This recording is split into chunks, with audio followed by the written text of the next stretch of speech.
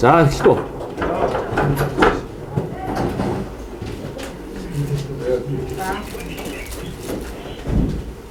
Уснаа.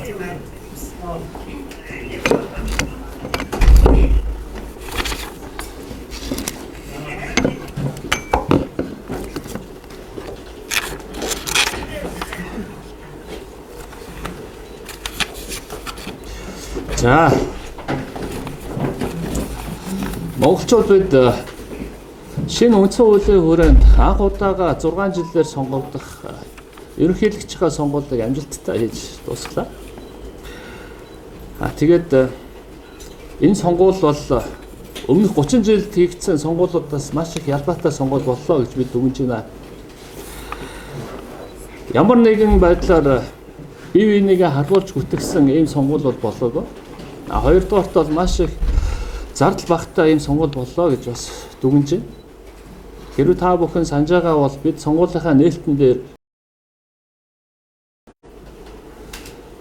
нийтээр дэлхийн нийтээр ковид ийм хүндрэлтэй байгаа үед бүгдээр хамгийн бага зардлаар сонгуулаа хийя. Самбар тавихаа болёо. За зөвхөн ухуулагчдыг ажилуулахдаа сайн дурын ажилтнуудыг ухуулъя. Одоо нийгэмд ямар нэгэн стресс бухимдал нэмэхгүйгээр энэ сонгуулийг хийя. Үлгэр жишээ сонгуул хийя гэж уриалсан.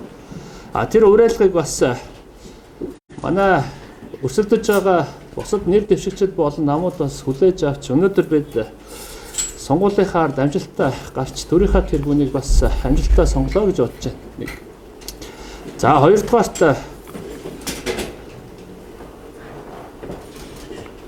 нийгмийнхаа хүлээлтийг хүлээн авч хамгийн олон санал авсан Монгол Ардын намын дарга Ухнагийн хөрс өх танд бас баяр хүргэж амжилт хүсэж байна. Монгол төрийн энэ эрхэм хүндтэй энэ албыг эх 6 жилд нэр төртөөгөр хашнаа гэдэгт бол итгэж байна. За мөн бидэнтэй өрсөлдсөн Монголын Арсан намын дарга Содом Зондон Эвлэн танд бас талхлаа илэрхийлж бас цаашдынхаа ажил амьдралд нь сайн сайхныг хүсье. Өнөөдөр 3 нэр хүндтэй эрхэм өрсөлдсөн байгаа. Тэгээ та бүгд сайн мэдэж байгаа. Дангаас сүрэнгийн Хийхбат гэж хөтөлбөрийн үндэсний нам зөвхөн электроник төслөөс бол нэр хүндтэйгээр өрсөлдсөн. Энэ хүмүүс маань харамсалтай нь эмнэлэгт бол хэвтэж байгаа гэдгийг хэмжлүүлж байгаа гэдгийг та бүгд мэдж байгаа. Тийм болохоор өнөөдөр бидний дунд байх боломжгүй байна. Гэхдээ өнөөдөр бидэрт саналаа өгсөн нийт 246,955 сонгогч нартай нэр дэвшигчийнхаа өмнөөс болоод хүн намынхаа хамт олонны өмнөөс за зөвхөн электорат дэвслийнхаа өмнөөс талхлаа илэрхийлж байгааг маань бас хүлээж авна уу.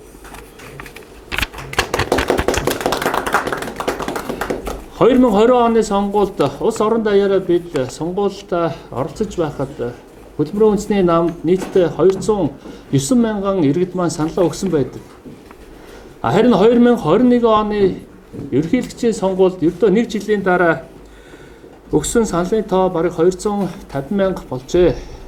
Өөрөөр хэлбэл бидний дэмжигчдийн тоо өссөн хэвээрээ бид шинэ улс төрийн хүчин байж болно. Гэхдээ иргэд маань биднийг дэмжиж байна. Иргэдийн маань санал өгсөн иргэдийн хамгийн багадаа нэг 20 орчим хувь нь бол биднийг дэмжиж байгаагаа энэхүү 2 удаагийн сонгуулиар илэрхийллээ. Энэ бол бидэрт маш их уран зориг өгч байна. Тэгээд цаашдаа бид Монголын улс төрд шинэ салхийг салхилуулах эрүүл ийм улс төрийг Монголын улс төрд авчрах цаашдаа эрүүл зөв ийм хүмүүсийг монголчуудыгаа төлөөлж чадах ийм хүмүүсийг бол энэ намаас энэ эвслээсээ бид нар бол цаашаад нэр дэвшүүлэх болно. бодлогоороо үнэт зүйлээр зарчмаараа бид нар өрсөлддөг. Энэ улс төрийн шин соёлыг бид нар Монголын улс төр түгээж чадна гэдэг итгэл үнэмшлээ бас авч чадлаа. За мөн нэлээд олон сонгуулийн хэсгүүд дээр бид манай нэр дэвшигч бас ялсан байгаа. Үүнийг бас зохон тэмдэглэжээ. Ялангуяа гадаадд байгаа иргэд маань энэ удаа маш их идэвхтэй оролцлоо. Нийтдээ гадаад байгаа иргэдийн өгсөн саналын 75.4% нь бол хүн намаас зөв хэлбэрээр дэвшлээс нэр дэвшигч Дангаас сүрэнгийн Энх хотод өгсөн байна.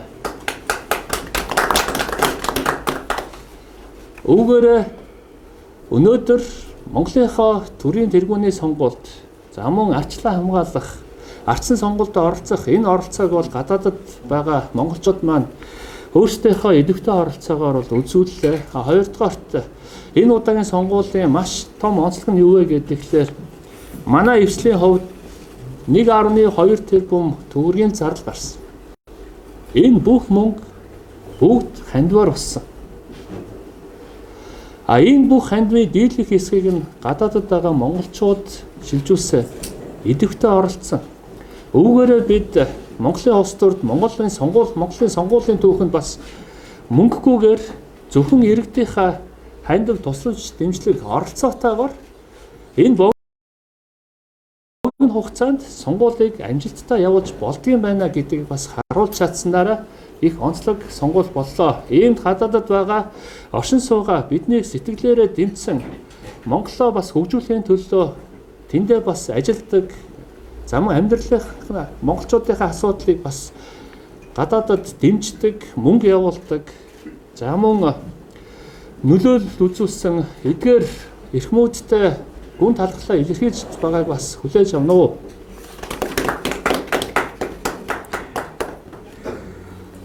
За эцэст нь Дангаас сүрэнгийн Энх хот гэдэг хүн бол ердөө 1 сарын өмнө бол өөрөө энэ сонгуульд орно гэдгийг мэдээгүй байсан гэж. Энэ бол бодиттой үнэ. Ердөө 1 сарын өмнө сонгуульд орох шийдвэрээ гаргаад 1 сарын хугацаанд богино хугацаанд бид нар Монгол улсынхаа 21 аймаг за хоц өөрийн газруудаар явж монголчуудтайгаа иргэдтэйгээ санал бодлоо солилцож уулзсан. Энэ ажлыг бол амжилттай зохион байгууллаа. Энд бас гүнээр ингэж тусаж дэмжсэн маш олон дэмжигч нартай талархлаа илэрхийлье. Ялангуяа та бүдний мэдэх дефакто 60 сайхан ах маань бол одоо нэр дэвшигч маань сайн ойц нөгөө талдаа бас хүн намын энэ залуучуудын бас сайн одоо чиглүүлэгч ийм ахмад хүн байгаа. За энэ хүн бол өнөөдөр найзынхаа өмнөөс бараг дэвшиж байгаа байдлаар сонгуульд бол оролцлоо. За мөн нэр дэвшигчийн маань гэргийн оюун цэцэг гэж ихчтэй бас талархлаа илэрхийлээ. Нөхрөө дэмжиж энэ олон залуучуудын итгэл найдварыг өөртөө тэгээд Монгол улсынхаа олон аймагуудаар аялж за мөн аялах явцтай бол ковидын хүнд өвчнөд бол туссан. Тэгсэн ч гэлээ гэсэн бидэртээ бол хамт байж за тэгээд Монгол хүний зүрхэнд гэрэл хасаач чадсан ийм сайхан гайхамшигтай эмэгтэй за мөн түүний нөхөр болох бидний салбыг хүлээж авсан эгэлж ирээ нэг инженер хүн доктор Дангаас сүрэнгийн Энх хот танд хөдөлмөрийн нам зөвхөн электрат төслийнхаа хамт олонны өмнөөс дахин талархлаа илэрхийлье.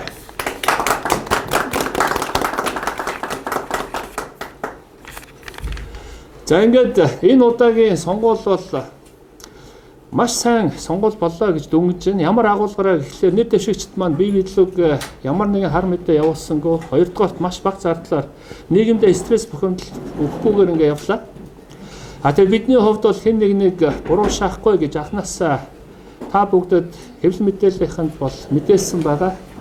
Энэ хэлсэн зарчимдаа бид нар бас байж чадлаа. Тэгээд Монгол улсын төрийн тэргүүний босгон өндөр байг. За Монголын төрийн тэргүүнээр сонгогдсон Ухнагийн хөрс өгөхийн болон энэ хэрх барьж байгаа намын ачаа бол маш их өндөр боллоо. За үүнд бол өнөөдрөөс эхлээд хөдөлмөрийн үндэсний нам бол зөв зүйл дээр нь дэмжиж явна. Буруу зүйл дээр бол маш хатуу сөрөг хүчнийхээ байр суурийг өнөөдрөөс эхэлж бид нар хүчтэйгээр шүүмжлэх цагт нь шүүмжилж За зөвийг нь засах байдлаар энэ ажил руугаа өнөөдрөөс идэх зүтгэлтэйгээр орно гэдгээ та бүгдтэй бас дуулгая. Баярлалаа. За асуулт байвал энэ хотхойн ийм байдал нь одоо ямар байгаа вэ? Эндээс асуусан. Нэр дэвшигч эмнэлэгтэй эвтэж байгаа. Биеийн байдал маш сайн байгаа. Тэгээ тун удахгүй гэргийтэйгээ хамт эмнэлгээс гарна гэсэн юм хүлээлттэй байна. Хоёр асуултаа. Эхнийх нь одоо зөвхөн электрод үйлслээс хамгийн бага зардалтайгаар сонгуулийн явуулсаар онцлогтой. Гэтэ илүү хүч хайсан бол сонгуулийн үр дүн илүү нэмэгдэх, санал илүү нэмэгдэх болцоо байсан гэж харагдаж байна. Ингээд бас нэмэлт хүч хайсан болж та бас бодож байна уу? Хоёрдугаар захин одоо мэтгэлцээний зохион байгуулалтууд дээр ямар байр суурьтай байгаа вэ? Хэрвээ онлайнаар зохион байгуулсан бас өөр үр дүн гарах байсан. Ингээд явах байсан. За хүн намын хувьд бид нар шин дутаа намаа үнэ. Гэхдээ бид нар хатуу гишүүнчлэлийг эсэргүүцдэг. Нийгмээ хувааж за нийгэмдээ ингэж одоо засгийн эрхийг авахын тулд олон одоо гишүүдэд гишүүдийг өөртөө татдаг ийм нам бишээ. Эсвэргээрээ монголчууд нь үзэл бодлороо нэгдэж чаддаг. За үнэт зүйлээр бас нэгдэж чаддаг. За зөв зардал багтаа улс төрийг хийж чаддаг ийм улс байгаасаа гэж хүсчил энэ хүн намыг бол бид нар байгуулсан. Харин өнөөдрийн хувьд бол эрх барьж байгаа нам маань 300 гаруй мянган гишүүнчлэлтэй. За ардсан нам маань 200 мянга гаруй гишүүнчлэлтэй. Тэгээ Монголын иргэд болгон намын гишүүн болчиход байна шүү дээ. Гэтэл хүн намын хувьд бол өнөөдөр бас хуулиар хүлээсэн 1000 орчим л хатуу гишүүнчлэл гэж хэлж болно. Гишүүнчлэлтэй 20-30 мянган дэмжигч гишүүнтэй. Ийм л нам. Би цааш энэ байдлаараа яа.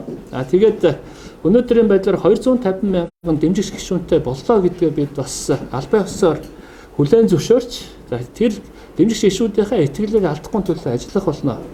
Харин үүнээс илүү хийж чадах байсан уу гэж тэгвэл магадгүй бидэрт илүү их мөнгө болсон бол боломжтой байсан баг. Гэхдээ бидний хувьд энэ маш их мөнгийг босгож чадлаа гэж өөрсдийнхөө хэмжээнд за мөн ухуулагчдын хувьд ч гэсэн сайн дураараа ажиллаж байгаа олон сайхан залуучууд бол яг сэтгэл зүрхээр ажилласан шүү. Гудамжинд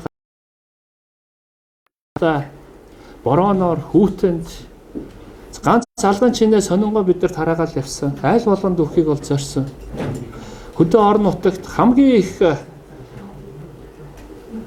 ухуулагчгүйгээр гэхдээ хамгийн их одоо дэмжигчтэй ийм сонгуулийг бид нар хийж чадсан. За дараагийн нэг зүйл нь мэтгэлцээ тийм ээ.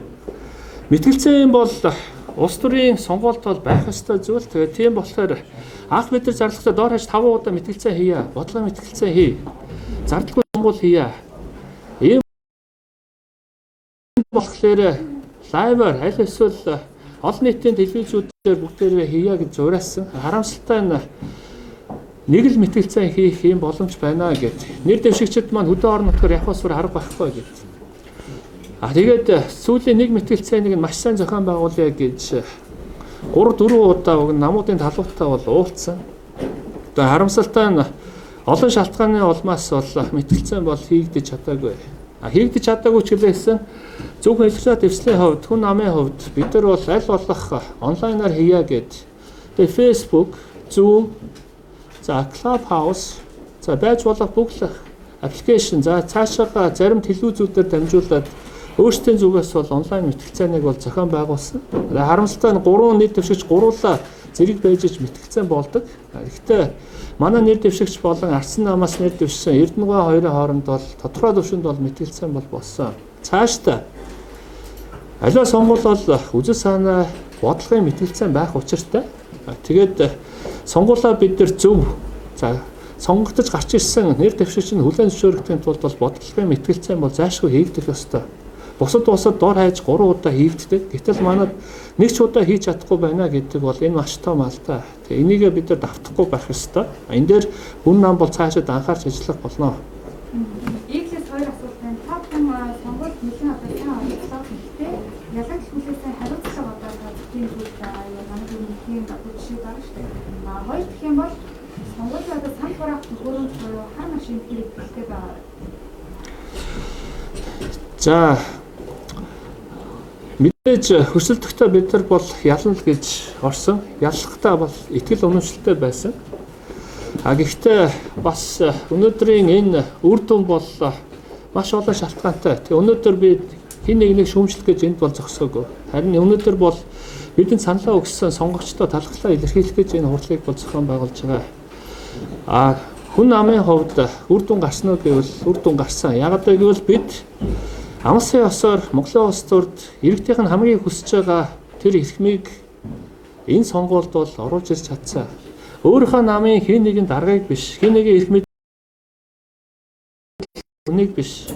Эгэлж ирээ хүн, инженер хүн, эрдэмтэн хүнийг бид нар бол энэ сонгуульд хэвшүүлснээр Монголын энэ улс төрийн түүхэнд бол тодорхой өөрсдөө хөв нэмэг оруулаа гэж бодож байгаа.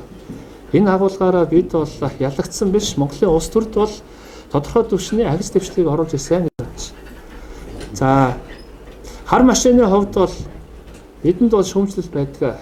Ямар шүүмжлэл байдг вэ гэвэл өнөөдөр 3.3 сая монголчууд дийлэнх нь гар утас барьдаг, интернетийн хэрэглээ манайх маш өндөр орны тоонд ордог.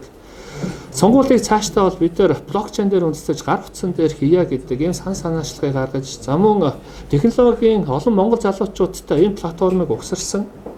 Саналаа бол тавьсан. Тэгээ харамсалтай нь бол өнөөдөр гар утсан дээр сонгуулаа явуулах бүрэн боломжтой ийм технологийн эрен үед бол бид нар хар машинтай байгаа нь бол өөрөө цаг үеэ бас мэдрээгүй. За мөн хөгжил дэвшлээс жаахан хоцорсон ийм л сонгуул байна даа л гэж дүгнэж байгаа. Өөрөөр хэлэх юм бол маш олон залуучууд сонгуульд орж чадсангүй шүү дээ.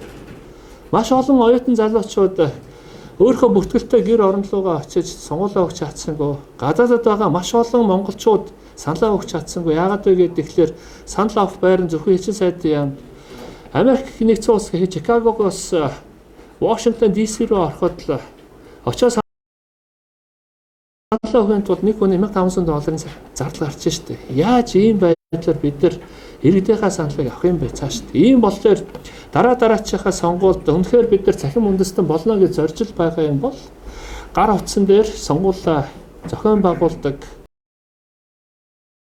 үүнийхээ төлөө явдаг, иргэдийнхаа нэг саналыг гээдэггүй ийм л байдлаар явах нь бол зүйтэй. Тэг үүний төлөө бол хүн нам бол шахаж ажиллах болно. Технологийнхоо залуустай бас энэ платформ дээр бол ажиллах болно гэж. За. Хариуцлага асуудал ярихгүй юм байна гэж байна тийм. За. Ардын нам, ардсан намд ямар соёл байдгийг мэдэхгүй. Манай эвслийн болон намын дүрмэн дээр бол нэр дэвшигч одоо ялагдсан тохиолдолд нэр дэвшигчийн одоо менежер ч гэдэг юм уу, штабч гэдэг юм уу, нам нь хариуцлага хүлээдэг ийм дүрм бол манад бол байхгүй байна. Бидний хувьд бол ямар ч байсан 2020 онд бидэрт 209 мянган иргэд маань дэмжиж саналаа өгж ирсэн бол энэ тоогоо ахиулаад өнөөдөр 250 мянга боллоо гэдэгтээ бол бид үүнийг бол сайн зүйлээ гэж бодож байгаа. Ахис дэвшил гарсан байна гэж бодож байгаа. Төрд нэг нам дангаараа гарах нь дарангуул руу ойртохын одоо төхөө гэдэг бол арсан намаас удаа дараа мэдэгдсэн энэ хүрээнд ч гэсэн урайгаа бас төвшүүлсэн байсан. Тэгэхээр зөвхөн электрон эвслийн хувьд энд ямар байр суурьтай байгаа вэ? Нэг нам төрөлхөд байх нь хэд зүг бэ? Буруу тал юу вэ? За шулуухан хэлэхэд Монголын улс төр дотор үндсэндээ бол нэг том нам тойрсон бусад нам гэсэн 1990 он руугаа ухарчлаа гэж харагдаж байна.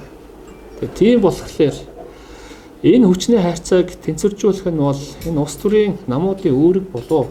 Ийм болохоор нөгөө талд нь хүн нам бол өнөөдөр хүчээ хоримтлуулад олон залуучуудынхаа, олон иргэдийнхаа, олон ахмадуудынхаа, багш нарынхаа, эмч нарынхаа за бүгдийнх нь одоо төлөөлөл болж ажиллах болно. За улсын хурал дээр бид ганц судалтай нүнэ.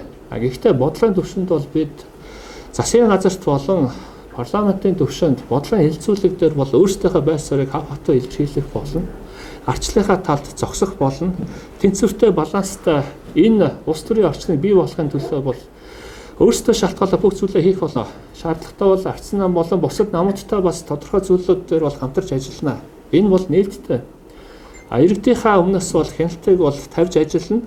Гэхдээ нөгөө талдаа бас зөв зүйлийг нь зөв шинжилүүдийг зөв Монголд хүнд шаардлагатай энэ бодлогын аз зуудлуудыг бас дэмжиж ажиллах болно.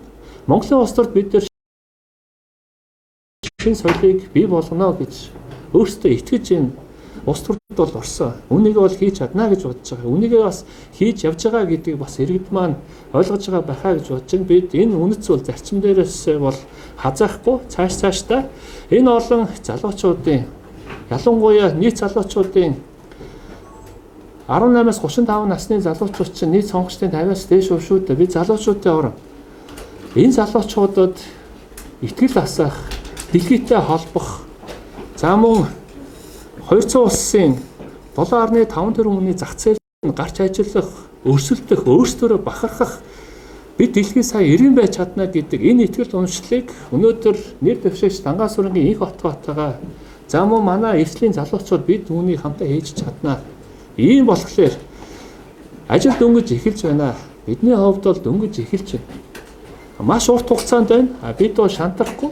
Гэхдээ нийгэмдээ гэрлээ асаагаад монголчуудтай дэлхийг нээж өгөх болно. За Монголынхаа эдийн засгийг нэмэх, иргэдийнхээ ахуй амжиргааг дээшлүүлэх аливаа бодлого дээр бол бид хамтарч ажиллана. За мөн шаардлагатай сөрөх хүчний байр суурь дээр хатуу зогсно гэдгийг эцэст нь хэлье. За ингээд саналаа өгсөн иргэдэд баярлалаа. Дээрээс нь хурж ирсэн хэвлэл мэдээллийнхаа байгууллага талархлаа илэрхийлье. Ингээ хамтдаа энэ тэнцвэрийг яаж хангах вэ?